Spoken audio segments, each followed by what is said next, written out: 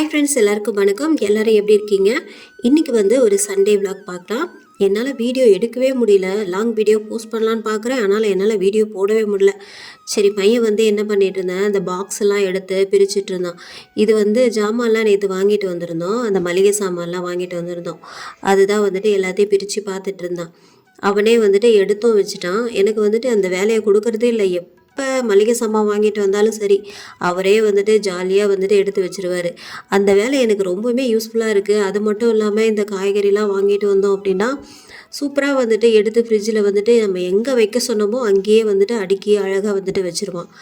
பெரியவன் வந்துட்டு எந்த வேலையும் செய்யவே மாட்டான். ஆனால் சின்னவன் பார்த்தீங்கன்னா அழகாக எல்லா வேலையுமே வந்துட்டு செய்வான். ஒரு 10-20 நாளாக வந்து இங்கே மழை பெஞ்சிட்டே இருந்தது நம்ம கோயம்புத்தூரில். தூறல் போட்டுக்கிட்டே அப்படியே இந்த மழையில் வந்து முளைச்சது தான் இந்த புல் எல்லாமே. சரி, நம்ம முட்டி அளவுக்கு தூரத்துக்கு வந்துடுச்சு. அதனால் நம்மளால் க்ளீன் பண்ணோம் அப்படின்னா வீட்டு வேலையும் செய்ய முடியாது அப்படின்ட்டு வெளியிலேருந்து ஆள் கூட்டிகிட்டு வந்து ஹஸ்பண்ட் வந்துட்டு க்ளீன் பண்ணிகிட்டு இருந்தாங்க. இன்றைக்கி ஞாயிற்றுக்கிழமைனாலே கண்டிப்பாக வந்து மத்தியானம் படுக்கவும் முடியாது, எதுவுமே பண்ண முடியாது. வேலையே கரெக்டாக இருந்தது. ஒரு 8:30 மணி ஆகிடுச்சு நாங்கள் எழுந்திரிக்கிறதுக்கே. ஆனால் என் பையன் மட்டும் சீக்கிரமாக எழுந்திரிச்சு ஜாமான்லாம் எடுத்து அழகாக அடுக்கி வச்சுட்டு இருந்தான்.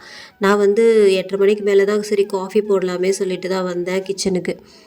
அங்கே வேலை செய்கிறார் பார்த்தீங்களா, அவருக்குமே சேர்த்து காஃபி கொடுக்கணும்ல. சரி, அதனால தான் எழுந்து காஃபி போட்டுட்டு இருந்தேன். சண்டேனாலே நமக்கு வந்துட்டு கொஞ்சம் அறக்க பறக்க வேலை இருந்துக்கிட்டே தான் இருக்கும். காலையில் காஃபி போட்டது மட்டும் இல்லை, இந்த வேலை மட்டும் என் பையன் மிச்சம் பண்ணிட்டான். ஏன்னா அழகாக வந்துட்டு இந்த ரேக்கில் வந்துட்டு அடுக்கி வச்சுட்டான். அதாவது எந்தெந்த இடத்துல இருக்குது அப்படின்னு சொல்லிட்டு அழகாக வந்துட்டு அடுக்கி வச்சுருவான். இதை பற்றி நான் கவலையே பட வேண்டாம். மாதத்தில் எப்போ ஜாமான் வாங்கினாலும் சரி, அழகாக வந்துட்டு இவரே வந்துட்டு அடுக்கி வச்சுருவார். அதில் ஒரு இன்ட்ரெஸ்ட் இருக்கும் போல் இவனுக்கு. ஃபுல்லாக அடுக்கி வச்சதுக்கப்புறமா நான் வந்துட்டு வீடியோ எடுத்தேன். இப்போ பார்த்தீங்கன்னா நம்ம சூப்பர் மார்க்கெட்டில் இருக்கிற மாதிரியே பார்த்தீங்கன்னா அது இருக்கிற ரேக்கில் சூப்பராக அழகாக அடுக்கி வச்சுருந்தா பாருங்கள். அப்புறம் ஹஸ்பண்ட் வந்துட்டு காய்கறிலாம் வந்து நிறைய வாங்கிட்டு வந்துட்டாங்க. சரின்ட்டு அதையும் வந்துட்டு என் பையன் தான் எடுத்து வச்சுட்டு இருந்தான். எனக்கு என்ன பண்ணுறதுனே தெரியல. அவன் தான் வந்து அழகாக எல்லாத்தையுமே வந்து தக்காளி, வெங்காயம் எல்லாத்தையுமே அது கூடையில் எடுத்து போட்டுகிட்டே இருந்தான். சரி, பரவாயில்ல, அதையும் வந்துட்டு செய்கிறான். ஆனால் நான் சொல்லவே இல்லை, அவனே தான் செஞ்சிட்டு இருந்தான். அப்புறம் ஹஸ்பண்ட் வந்துட்டு மீன், சிக்கன்லாம் வாங்கிட்டு வந்திருந்தாங்க. அதை வந்து எல்லாத்தையுமே அழகாக நீட்டாக க்ளீன் பண்ணி ஃப்ரிட்ஜில் வந்துட்டு எடுத்து வச்சுருந்தாங்க. நம்ம போயிட்டு சமைக்க வேண்டியதான். ஆனால் பாத்திரம் வந்து எக்கு தப்பாக சேர்ந்து போய் கிடந்துச்சு. அதை எல்லாத்தையுமே கழுவி முடிச்சதுக்கு அப்புறம் தான் வந்து சமைக்கவே வந்துட்டு ஆரம்பித்தேன்.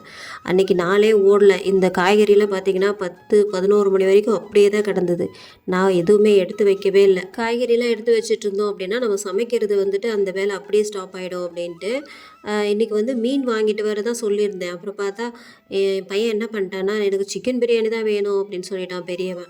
சரி, வேறு வழி இல்லைன்ட்டு சிக்கன் பிரியாணி, அப்புறம் ஈரல் வறுவல், என் சின்ன பையனுக்கு ரொம்ப பிடிக்கும். கோழி ஈரல் வறுவல் தான். அதுதான் வந்துட்டு இன்றைக்கி ரெடி பண்ணலாமே சொல்லிவிட்டு முடிவு பண்ணி வச்சுருந்தேன். அப்புறம் பார்த்தா நமக்கு தம் பிரியாணி போடுறதுக்கு வந்து மேலே பரணை மேலே வந்து பெரிய குக்கர் இருந்தது. நம்மக்கிட்ட பெரிய பாத்திரம் எதுவும் இல்லை. அதுதான் வந்துட்டு ஹஸ்பண்டை வந்துட்டு எடுக்க சொல்லியிருந்தேன். அவரும் எடுத்து கொடுத்துட்டாரு. ஒரு வழியாக வந்து எல்லாத்தையும் க்ளீன் பண்ணி அழகாக வந்துட்டு வச்சுருந்தாங்க. இன்றைக்கி வந்து சங்கரா மீன், அப்புறம் வந்து ஊளி மீன், சிக்கன், அப்புறம் வந்து இந்த ஈரல் வந்து வாங்கிட்டு வந்திருந்தாங்க. எல்லாத்தையும் மொத்தமாக பண்ண முடியாது, மீன் மட்டும் நாளைக்கு குழம்பு வச்சுக்கலாமே சொல்லிவிட்டு அப்படியே க்ளீன் பண்ணி உள்ளே வச்சாச்சு. இன்றைக்கி வந்து சிக்கன் பிரியாணியும் ஈரல் மட்டும்தான் வந்துட்டு செய்ய போகிறோம். இன்றைக்கி சிக்கன் பிரியாணி வந்து நம்ம இந்த சீரக சம்பா இருக்குல்ல, அந்த அரிசியில் தான் பண்ணணுன்ட்டு நான் வாங்கிட்டு வந்திருந்தேன். ஏன்னா அது பண்ணியே ரொம்ப நாள் ஆகிடுச்சு. எப்போவுமே இந்த பாஸ்மதி அரிசியில் தான் வந்து பண்ணுவோம். அதுவும் குக்கர்லேயே வந்து ஈஸியாக வச்சுடுவோம். அதான் இன்றைக்கி வந்து என் பையன் 2 வேளைக்குமே எனக்கு பிரியாணி தான் வேணும் அப்படின்னு சொல்லிட்டான். சரி, பிரியாணியில் வந்துட்டு நமக்கு 3 வேளையை கொடுத்தாலும் அவங்க சாப்பிடுவாங்க அப்படின்னு சொல்லிட்டு தான் அது வந்துட்டு ரெடி பண்ணிகிட்டு இருந்தேன். நம்மக்கிட்ட வந்து இந்த 1 கிலோ அளவில் தம் பிரியாணி பண்ணுறதுக்கு பாத்திரம் வந்துட்டு கிடையாது. இனிமேல் தான் வாங்கணும். அது வந்து ஹஸ்பண்டை வந்துட்டு வாங்கி தர சொல்லியிருந்தேன். அவரும் வந்துட்டு இழுத்தடிச்சிட்டே இருக்கிறாரு ரொம்ப நாளாக. அப்புறம் ஒரு வழி அந்த பெரிய குக்கர்லேயே வந்துட்டு அழகாக வந்துட்டு பண்ணியாச்சு. ஏன்னா சின்ன குக்கரில் பண்ணால் கண்டிப்பாக வந்துட்டு பத்தாது. அதனால் நான் பிரியாணி பண்ணியே ரொம்ப நாளாகிடுச்சு. அதுவும் தம் பிரியாணி வருமோ வராதோ, குழஞ்சிடுமோ அப்படின்னு நினச்சிக்கிட்டே பண்ணேன். ஆனாலுமே பார்த்தீங்கன்னா என்னை கைவிடல, ஆண்டவன் கைவிடல, சூப்பராக வந்தது.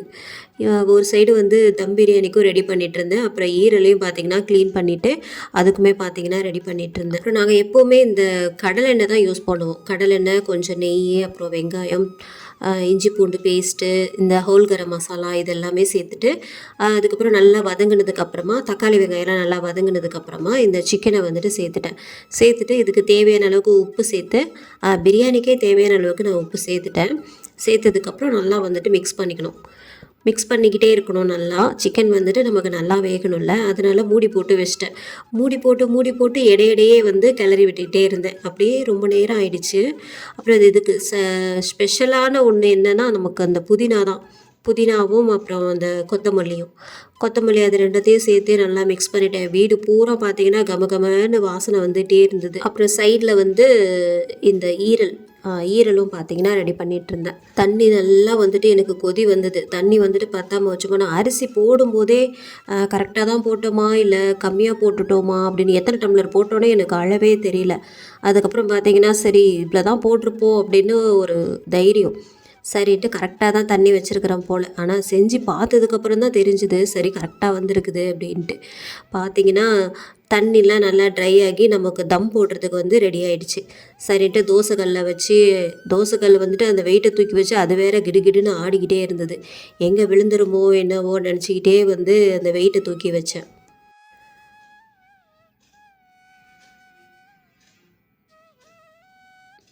அப்புறம் பார்த்திங்கன்னா இந்த தயிர் பச்சடி இது என்ன சொல்லுவாங்க, ரைத்தா சொல்லுவாங்களோ, இதை வந்து ஹஸ்பண்டு தான் ரெடி பண்ணாங்க.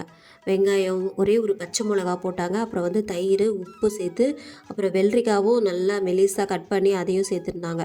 நான் வந்து வெறும் வாயிலே சாப்பிட்டுட்டே இருந்தேன். உங்கள் அம்மா பிரியாணி ரெடி பண்ணுறதுக்குள்ளே இதை சாப்பிட்டு முடிச்சிருவாங்கடா அப்படின்னு சொல்லிகிட்டே இருந்தார்.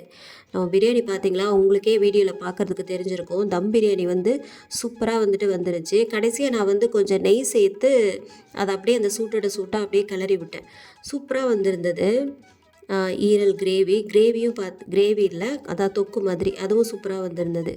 அப்புறம் எனக்கு இந்த தயிர் ரைத்தா தான் எனக்கு ரொம்ப பிடிச்சிருந்தது. சரி எல்லாரும் சாப்பிட்றத வீடியோவில் காமிக்கலாம் அப்படின்னு வெயிட் பண்ணிகிட்டே இருந்தேன் எல்லாமே செஞ்சுட்டு. அப்புறம் பார்த்தா ஹஸ்பண்ட் வந்துட்டு கரெக்டாக சாப்பிட்ற நேரத்தில் வந்து யாரோ வந்துட்டு வெளியில் கூட்டிகிட்டு போயிட்டாங்க. அவங்க ஃப்ரெண்டு வந்துட்டு வெளில கூட்டிகிட்டு போயிட்டாங்க. சரி வேறு வழி இல்லை சொல்லிவிட்டு பசங்களுக்கு மட்டும் சாப்பாடை போட்டேன். அது வீடியோ மொத்தமாக எடுக்கலான்னு பார்த்தா அது எடுக்கவே முடியல என்னால் கடைசியில். நமக்கு வந்து இன்னொரு சேனல் இருக்குது. அதில் வந்து நிறைய பேய் வீடியோஸ் கதையெல்லாம் வந்துட்டு சொல்கிறேன். உண்மை கதை இல்லை, கதை புக்கில் படித்து தான் சொல்கிறேன். உங்களுக்கு இன்ட்ரெஸ்ட் இருந்தது அப்படின்னா அதையும் செக் பண்ணி பாருங்கள். டிஸ்கிரிப்ஷனில் லிங்க் கொடுக்குறேன். பாய்.